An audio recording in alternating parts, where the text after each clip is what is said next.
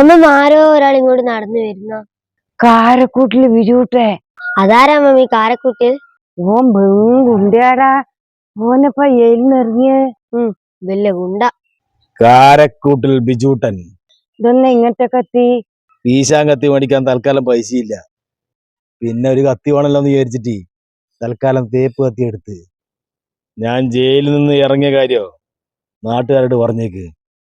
എന്നെ അറിയാലോ? അറിഞ്ഞൂടാ. അല്ല, അങ്ങനെ പറയല്ലേ, അറിയണമെന്ന് പറയണോ?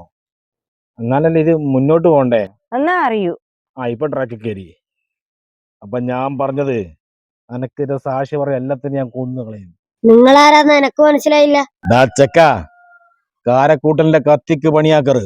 കാരക്കൂട്ടില്ലേ, നീ അധികം നടപ്പളക്കാൻ നിക്കണ്ട. അടിച്ചിന്റെ ഷേപ്പ് ചെയ്യാൻ മാറ്റി കളയോ. പിന്നെ ഞാൻ കുട്ടിയാനും വിചാരിക്കണ്ട കേട്ടാ. കരാട്ട ബ്ലാക്ക് ബെൽറ്റാ. പിന്നെ ഇന്റെ കത്തി നീ വേഗം വിട്ടോ പോടാ. ചേച്ചി, ഞാൻ ഒരുപാട് നീർക്കോലികളെ കണ്ടിനി. ഇതുപോലെ 10 ഇവിടെത്തുന്ന നീർക്കോലിനെ ആദ്യമായിട്ട് കാണുന്നത്. തൽക്കാലം ഞാൻ പോന്ന്. കാരണം നീർക്കോലി അടിച്ചാലോ അത്താഴം മുടങ്ങല്ലോ.